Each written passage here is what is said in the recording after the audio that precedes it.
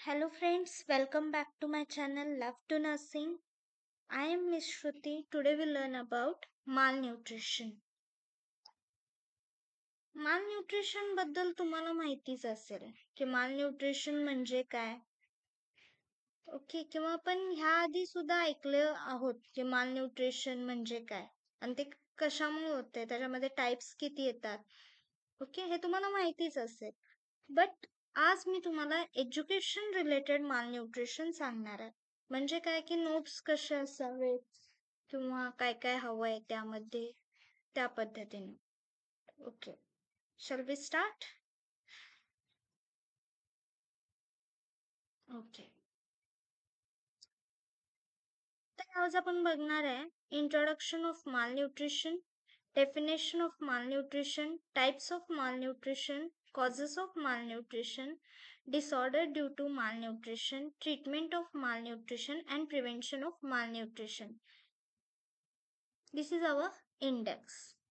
म्हणजे आपण ह्या पीपीटी मध्ये काय काय पाहणार आहे हे यामध्ये मी मेन्शन केलेलं आहे. Okay, move to the next point. Malnutrition is an imbalance between body's need and intake of nutrients which can lead to nutritional disorders. Malnutrition म्हणजे काय की हे इम्बॅलन्स असतं कुणामध्ये, बॉडीच्या गरजांमध्ये आणि आपण जे काय न्यूट्रियन्स घेतो त्यामधला इम्बॅलन्स म्हणजे काय, मालन्यूट्रिशन. फॉर एक्झाम्पल, तुमच्या बॉडीला प्रोटीनची गरज आहे, असं वाटते की बॉडीला की मला प्रोटीनची गरज आहे. ओके, का, कारण इम्युनिटी बिल्डअप करायची आहे त्यामुळे. पण आपण काय खात असतो, फ्रेंच फ्राईज किंवा ऑइली स्ट्रीट फूड्स. मग ह्याच्यामुळे काय होतं, बॉडीमध्ये इम्बॅलन्स निर्माण होतो, त्याला आपण म्हणतो मालन्यूट्रिशन. आणि त्यामुळे काय होतं, वेगवेगळे न्यूट्रिशनल डिसीज आपल्याला व्हायला लागतात. Okay, next. It is a condition that develops when a body does not get a proper nutrition such as carbohydrate, protein, fat, vitamins, minerals. It needs to maintain our body healthy and function of body and organ good. Last lecture मध्ये मी तुम्हाला balanced diet सांगितलेला आहे. Okay, if तुम्हाला माहित नसेल तर तुम्ही माझ्या प्रोफाईलवरती जाऊन चेक करू शकता. बॅलन्स डाएट नावाचं एक लेक्चर आहे, त्यामध्ये तुम्हाला समजेल की कार्बोहायड्रेट काय काम करतं, प्रोटीन काय काम करतं, as well as fat, vitamins and minerals, ते का गरजेचे आहेत आणि आपल्याला त्यातून काय भेटतं हे आपल्याला ह्या व्हिडिओमध्ये सांगितलेलं आहे बॅलन्स्ड डाएटमध्ये. ओके, तर इथं काय आहे की ही एक कंडिशन आहे ज्यामध्ये जेव्हा आपल्या बॉडीला प्रॉपर न्यूट्रिशन भेटतं, म्हणजे carbohydrate, vitamins, proteins, fat, minerals, तर ते काय करतं, आपली बॉडी मेंटेन करतं, हेल्दी बॉडी मेंटेन ठेवतं आपली. प्लस बॉडीचं फंक्शन, ऑर्गन गुड काम करायला लागतात. कुणामुळे, ह्या carbs, protein, fat, vitamin, minerals यांच्यामुळे. त्यामुळे ते आपल्या बॉडीला आवश्यक आहे. This is the introduction. Next, definition. Malnutrition as the cellular imbalance between supply of nutrients and energy and the body demand for them to secure growth, maintenance and specific function. तर malnutrition काय आहे की ही एक cellular imbalance आहे, जे कुणामध्ये आहे, supply of nutrients and energy and body demand for them to secure growth, maintenance and specific function. जी काय आपली बॉडी असते ती डिमांड एक करत असते आणि आपण इंटेक एक करत असतो, त्यामुळे इम्बॅलन्स होतोय. त्यामुळे आपल्याला वेगवेगळ्या न्यूट्रिशियस डिसीजची फेस करावं लागतं. ओके, जर आपण व्यवस्थित बॉडी जी डिमांड करते ते जर आपण इंटेक केलं तर आपली जे ग्रोथ आहे ती सिक्युअर राहते, मेंटेन राहते, प्लस आपले जे बॉडीचे फंक्शन आहेत ते व्यवस्थित व्हायला लागतात. Okay, this is about the definition of malnutrition. Next, मालन्यूट्रिशनचे दोन टाइप्स आहेत बघा, undernutrition, overnutrition. In undernutrition, stunting, underweight, wasting and micronutrient malnutrition and overnutrition. Okay, in that overweight, obesity and micronutrient malnutrition. तर हा एक various forms आहेत. Next, types of malnutrition. 2 टाईपमध्ये divide झालेलं आहे ते, undernutrition and overnutrition. Nutrition deficiency, malnutrition. In undernutrition, nutrients are undersupplied, and in overnutritious, nutrients are oversupplied. Both causes is nutritional disorder. इथं काय दिलेलं आहे की अंडर न्यूट्रिशन म्हणजे काय, जी लोक न्यूट्रिशन घेत नाहीत, म्हणजे इम्बॅलन्स न्यूट्रिशन असते त्यांच्यामध्ये, ते सुद्धा न्यूट्रिशियस डिसऑर्डरला फेस करतात. आणि ओव्हर न्यूट्रिशन म्हणजे काय, जास्तीत जास्त कार्ब्स घ्यायचे, जास्तीत जास्त प्रोटीन इंटेक करायचं, जास्तीत जास्त मिनरल्स, विटॅमिन्स इंटेक करायचं, त्यामुळं सुद्धा तुम्हाला न्यूट्रिशियस डिसऑर्डर होऊ शकतात. कोणतीही गोष्ट लिमिटमध्येच चांगली आहे. जर ती अनलिमिटेड व्हायला लागली, it's not healthy. Okay, it's dangerous to your health. असं काही नाही की फक्त टोबॅकोच्या पॅकेटवर किंवा अल्कोहोलवरच लिहिलेलं असावं की इट्स इंजुरियस टू हेल्थ. पण ज्या गोष्टी आपण अनलिमिटेड करतो त्या सुद्धा इंजुरियस टू हेल्थ असतात. मग ते तुमचं खाण्यामध्ये असू दे, पिण्यामध्ये असू दे, किंवा एक्सपेक्टेशन्स असू दे, किंवा तुमचं प्रेम, काळजी असू दे, जी ती ओव्हर झाली, अनलिमिटेड झाली, तरीही तुम्हाला प्रॉब्लेम येऊ शकतो. Okay, don't distract. ओके, जेव्हा पण तुम्हाला डिस्ट्रॅक्ट वाटायला लागेल, तर तेव्हा तुम्ही फक्त आपल्या माइंडला सांगायचं स्टॉप स्टॉप स्टॉप. तरीही स्टॉप नाही होत आहे तर पटकन त्या जागेवरून उठायचं आणि दुसरीकडे जायचं. Okay, next, causes. आता कोणकोणती कारणे आहेत की ज्यांना माल न्यूट्रिशन होत आहे. First, inadequate diet. भूक लागली आहे पण जेवायचं नाहीये का, I want zero figure. Okay, तर झिरो फिगर नाही, तुम्हाला लॉट्स ऑफ डिसीज होतील अशामुळे.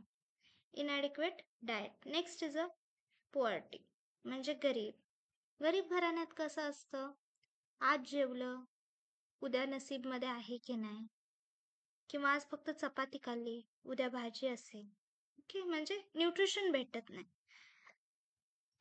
Food insecurity, same. Poor feeding practices. Breast milk व्यवस्थित फीड न झाल्यामुळे काय होतं, म्हणजे ब्रेस्ट मिल्क आपल्याला न मिळाल्यामुळे काय होतं, इम्युनिटी पॉवर कमी होते, त्यामुळे सुद्धा आपल्याला मालन्यूट्रिशनला फेस करावं लागतं. Then disease and infection. वेगवेगळे डिसीज आणि इन्फेक्शनमुळे आपल्याला जेवण जात नाही, त्यामुळे सुद्धा आपल्याला फेस करावं लागतं मालन्यूट्रिशनला. Lack of education and awareness. माहीत नसतं की कशात कोणते प्रोटीन असतात, कशापासून काय भेटतं ते माहीत नसतं, काही मिळालं तर खायचं एवढंच माहीत असतं. Water and sanitation issues. पाण्यामुळे सुद्धा खूप सारे न्यूट्रिशियस डिसीज होऊ शकतात. आता बघा, वॉटर पॉइझन झालं तुम्हाला, वॉटर इन्फेक्शन झालं, तर तुम्हाला काय होतं, डिसीज होतं, आणि डिसीजमुळे इन्फेक्शन होतं, आणि इन्फेक्शनमुळे खायला जात नाही, त्यामुळे सुद्धा प्रॉब्लेम होऊ शकतो. Socio cultural factor. तर सोशिओ कल्चरल फॅक्टर म्हणजे काय, फॉर एक्झाम्पल, म्हणजे हे एक्झाम्पल बसत नाही यामध्ये, तरी पण मी सांगते की असे एक एक फॅमिलीज असतात ज्यांच्यामध्ये नॉनव्हेज खात नाही. ओके, तर त्यांना प्रोटीन डिफिशियन्सी होऊ शकते. का, कारण असं नाही की नॉनव्हेजमध्येच प्रोटीन जास्त म्हणजे प्रोटीन भेटतं, सोयाबीनमध्ये सुद्धा भेटतं, पनीरमध्ये भेटतं, डेअरी मिल्कमध्ये भेटतं, म्हणजे कॅडबरी नाही, डेअरी प्रोडक्ट्स आणि मिल्कमध्ये सुद्धा भेटतं असं म्हणायचंय. पण एक एकदा काय होतं, नॉनव्हेज आपण खातच नसल्यामुळे हाय प्रोटीन आपल्याला मिळणं अशक्य होतं, त्यामुळे हा फॅक्टर सुद्धा इम्पॉर्टंट आहे. Then political and economic factor. Economic factor पैसा महत्वाचा आहे, आणि तोच जर नसेल तर खायचे वांदे होतात. Okay, next, disorder due to malnutrition. मालन्यूट्रिशनमुळे कोणकोणते डिसऑर्डर होतात.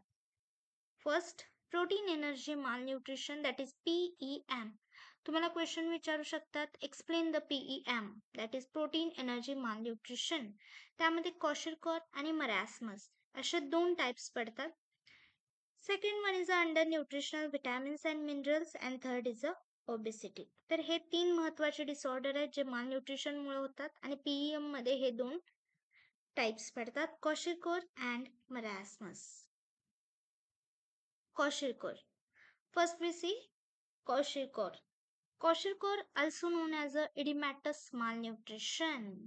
क्वॉशिरकोरलाच आपण इडिमॅटस मालन्यूट्रिशन असं म्हणतो. का म्हणत असो? कॉमन आहे, नावातच आहे. कारण त्याच्यामध्ये इडिमा प्रेझेंट असणार आहे, त्यामुळे आपण त्याला इडिमॅटस मालन्यूट्रिशन असं म्हणतो. Because of its association with edema, it is a nutritional disorder. Fluid retention होतंय, त्यामुळं आपण त्याला इडिमॅटस मालन्यूट्रिशन असं म्हणतो. It is a form of malnutrition caused back by a lack of protein in the diet. Diet म्हणजे प्रोटीनची कमी असल्यामुळे तुम्हाला क्वॉशिरकोर होऊ शकतो. People who have kwashiorkor typically have an extremely emaciated appearance in all body parts except their ankle, feet and belly which swell with fluid. त्यांची body काय व्हायला लागते? फ्लुइडनी फुगायला लागते, सुजायला लागते. ज्याच्यामध्ये प्रोटीनची कमतरता आहे त्यांच्यामध्ये. Kwashiorkor can be life-threatening. If it's left untreated, it can cause major organ failure and eventually death. समजा ही नॉट समजा, क्वॉशिरकोर म्हणजे काय की ही एक लाईफ थ्रेटनिंग डिसीज आहे, म्हणजे एकदम भयानक डिसीज आहे हा. जर समजा तुम्ही म्हणला की हा असू दे, सूज आली आहे, बरी होईल 2 दिवसात, म्हणून तुम्ही जर अंगावर काढला तर firstly we face the organ failure. पहिल्यांदा काय होईल, तुमचा एखादा पार्ट फेल होईल बॉडीमधला. मग किडनी असू शकते, ओके, तर ती फेल होईल आणि इव्हेंच्युअली डेथ सुद्धा होऊ शकते. Next, symptom of kwashiorkor. Changes in skin pigment. Okay, skin pigment मध्ये चेंजेस होतात. स्किन तुमची रेडिश दिसू शकते, स्वेलिंग आलेली दिसू शकते. ओके, नेक्स्ट आहे swelling. Then decrease muscle mass. तुमच्या अंगावरचं जे मसल मास आहे ते डिक्रीज व्हायला लागतं. Failure to gain weight and grow. तुम्हाला वजन वाढवता येत नाही. फटीग, थकवा, हेअर चेंजेस होतात. चेंज इन कलर और टेक्स्चर. हेअर कलर सुद्धा चेंज होतो आणि टेक्स्चर सुद्धा चेंज होतोय. Large that stick output. Okay, loss of muscle mass, rashes form होतात आणि तुमचा चेहरा जस्ट लाईक अ चंद्र. ओके, हा लगेच विराट कोहलीची ऍड नाही आठवायची, ते वेगळं. ओके, मून फेस, चंद्रासारखा गोल तुमचा चेहरा दिसायला लागतो. समजून जायचं की तो चंद्र नाहीये, प्रोटीनची कमी आहे. Okay, next. आता ह्याला आपण नर्सिंग केअर काय देणार आहे? फर्स्टली आपण इन्फंटला आणि पॅरेंट्सना सपोर्ट द्यायचा आहे. त्यांना प्रॉपर डाएट इनटेक करायला सांगायचा आहे, तो पण कोणता? Protein, carbs and vitamins. Nursing care द्यायची आहे. त्यांना जास्तीत जास्त वॉमिटिंग, डायरिया, डिहायड्रेशन होतो, त्यामुळे त्यांना नर्सिंग केअर द्यायची आहे. स्किन केअर घ्यायची आहे चाइल्डची, स्पेशली इडिमा आणि इंजुरी जर झाली असेल तर. Avoid any infection and follow hygienic measures for child. Frequent assessment of growth and development. इन्फेक्शनला अवॉइड करायचं आहे, त्यांना मेंटेन ठेवायला सांगायचं आहे आपलं hygiene. Safety measures to avoid injuries. इंजुरीजला अवॉइड करण्यासाठी सेफ्टी मेजर्स आपल्याला त्यांना द्यायचं आहे. Nutritional counselling. न्यूट्रिशन काउन्सिलिंग म्हणजे काय? कार्बोहायड्रेट कशातून मिळतात, प्रोटीन कशातून मिळतं, फॅट कशातून मिळतं, विटॅमिन कशातून मिळतं, मिनरल कशातून भेटतं, प्लस कार्ब्सनी काय होतं, प्रोटीननं काय होतं, फॅटनी काय होतं, मिनरलनी काय होतं, विटॅमिनने काय होतं, हे सगळं तुम्ही त्यांना एक्सप्लेन करायचं आहे. Record intake and output. Intake किती करतं आणि आउटपुट किती देतं हे तुम्हाला रेकॉर्ड ठेवायचं आहे. देन हेल्थ एज्युकेशन द्यायचं आहे about medication and follow up. Okay, आणि फ्रिक्वेंटली मॉनिटर करायचं जर कोणतं कॉम्प्लिकेशन असेल तर. Clear? Okay. Common nursing diagnosis. आता क्वेश्चन कोरमध्ये कोणकोणते कॉमन नर्सिंग डायग्नोसिस असणार आहेत? Body image disturbance related to bone deformity. Second, altered nutrition requirement related to deficiency of calcium. Third, high risk of infection related to low immunity. Fourth, high risk for injury related to weakness of bone and deformities. तर हे 4 मी nursing diagnosis दिलेत. Care plan बनवायचं काम तुमचं आहे, not माझं. सर्वच आपण स्पून फिडिंग देणार नाही आहोत, त्यामुळे तुमची मेहनत पण दिसायला पाहिजे. हे बघा, क्वॉशिरकोर दिसला का? चंद्रासारखा चेहरा. दिस इज कॉल्ड क्वॉशिरकोर. असं चुकूनही म्हणायचं नाही की हा बाबा तुझा चंद्रासारखा चेहरा आहे, त्याला आपण आपल्या टर्म मध्ये क्वॉशिरकोर असं म्हणतो. बघितलं? क्वॉशिरकोर सुजलेला आहे बघा कसं चेहरा. Okay, next we go to the marasmus. आता मरासमस ही एक टर्म आहे जी ग्रीक वर्ड आहे. म्हणजे काय? विदरिंग और वॅस्टिंग. आता वॅस्टिंग म्हणजे काय? तर मरासमस हा ग्रीक वर्ड आहे. ओके, मरासमस हा काय?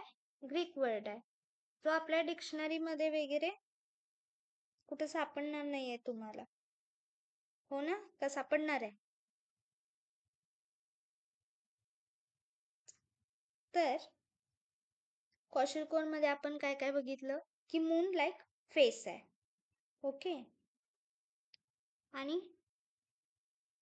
टेक्स्चर चेंजेस होतात हेअर मध्ये. ओके, नेक्स्ट आपण आता इथं म्हणलं की wasting. Wasting and withering. Wasting म्हणजे काय? Low weight for height. Okay, तर सॉरी, म्हणजे काय? मरासमस मध्ये काय होतंय की तुमचं वेट सुद्धा लो असते आणि प्लस तुमची हाईट सुद्धा लो असते. Marasmus is a form of severe protein energy malnutrition. ह्याच्यामध्ये काय होतं? सिव्हिअर प्रोटीन एनर्जी मालन्यूट्रिशन असतं, म्हणजे प्रोटीनची कमी असते. Characterized by energy deficiency and emaciation. म्हणजे एकदम बारीक अशक्त असं आपल्याला चाइल्ड दिसायला लागतोय. Primarily caused by energy deficiency, marasmus is caused by stunt growth and wasting of muscle and tissue. तर वाढ पण कमी होते, म्हणजे स्टन होते. स्टन म्हणजे खुंटते.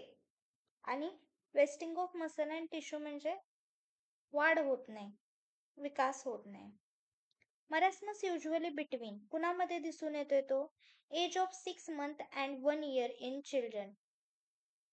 6 महिने ते 1 वर्षाच्या बाळामध्ये आपल्याला हे मरासमस बघायला भेटतं. We need a form of breast milk or who suffer from weakening condition like chronic diarrhoea.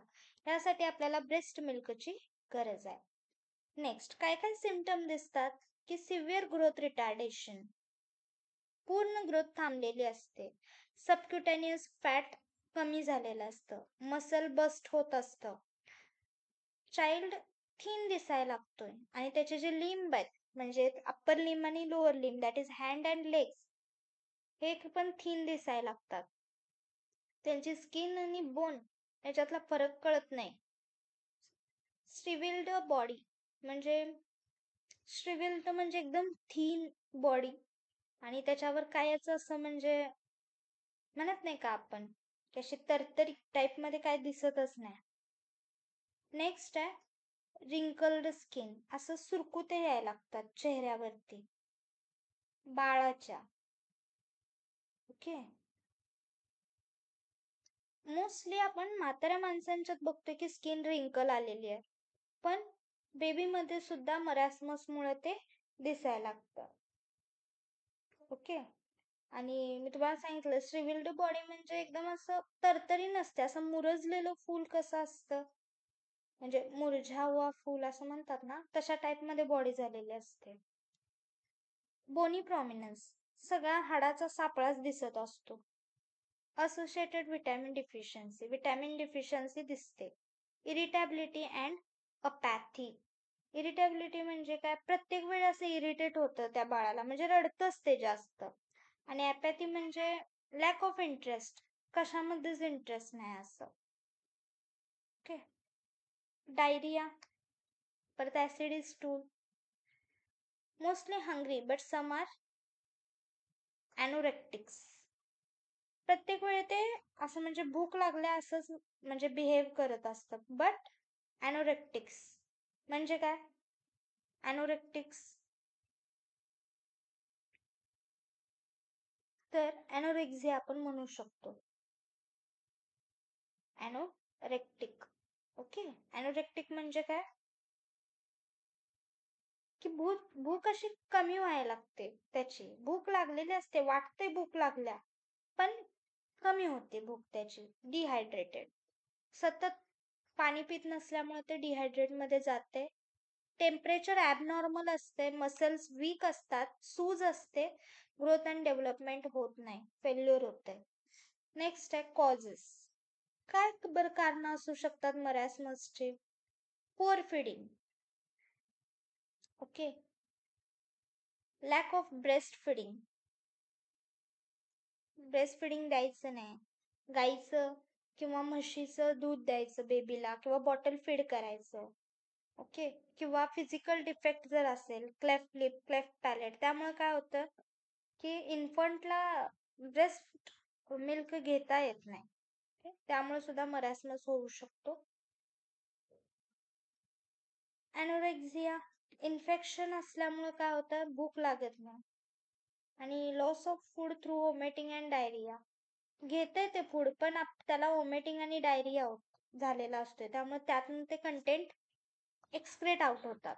Emotional problems, example की डिस्टर्ब मदर चाइल्ड रिलेशनशिप, मुलगा हवा असतोय पण मुलगी होते, त्यामुळे रिलेशनशिप डिस्टर्ब होते, आणि this is one of the cause of marasmus. आता याच्यामध्ये नर्सिंग इंटरव्हेन्शन काय आहे, same as like a kwashiorkor, की आपल्याला इन्फंट आणि पॅरेंट्सना सपोर्ट द्यायचा आहे, न्यूट्रिशन प्रोव्हाइड करायचं आहे, स्मॉल अमाऊंटमध्ये कार्ब्स, प्रोटीन, फॅट द्यायचं आहे, बॉडी टेम्परेचर मेंटेन ठेवायचं आहे, रेस्ट प्रोव्हाइड करायची आहे, इनटेक आउटपुट रेकॉर्ड करायचं आहे, आणि डेली वेट चेक करायचं आहे. नर्सिंग डायग्नोसिस बघा, altered nutrition less than body requirement related to knowledge deficiency, infection, altered body temperature related to low subcutaneous fat and deficiency of food intake, impaired skin integrity, fluid volume deficit related to diarrhea, and high risk for infection related to low body resistance. This is the nursing diagnosis of marasmus. हे बघा, हा marasmus वाला. ह्याच्यामध्ये एक point add करू शकता तुम्ही की ह्याचं फेस चंद्रासारखं नाही, माकडासारखं दिसतंय. Okay. Face look like a monkey face, आणि हेअर त्याचे गोल्डन दिसू शकतात, नाही दिसू शकतात, नाही दिसतात. बघा रिप्स वगैरे कसे बाहेर आलेले दिसतात, म्हणजे नेमकं कळत नाही की स्किन आहे का बोन आहे. ओके. हा डिफरन्स दिलेला आहे.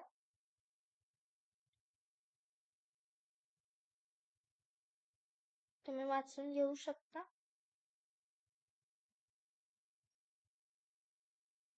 हा डिफरन्स बघा. फर्स्ट काय सांगितलंय, it develops in child whose diets are deficiency of protein, marasmus deficiency of calorie. हा 6 ते 3 इयर पर्यंत होऊ शकतो, हा 6 मंथ ते 1 इयर पर्यंत होऊ शकतो. इथं सबक्युटॅनियस फॅट हे प्रिझर्व केलं जातंय, आणि इथं प्रिझर्व करत नाही. इथे एडिमा प्रेझेंट असतोय, इथं absent. Enlarged fatty liver, no fatty liver, ribs are not very prominent, ribs become very prominent. Lethargic असतंय, alert and irritability, muscle wasting mild or absent, severe muscle wasting, poor appetite, voracious feeder. The person suffering from kwashiorkor needs adequate amount of protein, and here adequate amount of protein, fat and carbs. Okay. Next, treatment. काय treat करायचं आपल्याला, hypoglycaemia. जे काय त्याच्या ब्लडमध्ये sugar level कमी झालेले असते ती प्रिव्हेंट करायची किंवा ट्रीट करायचे.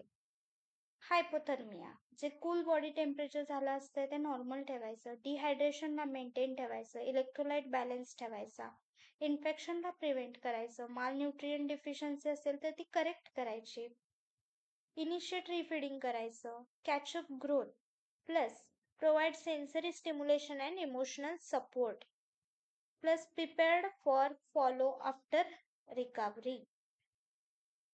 Next, prevention of malnutrition.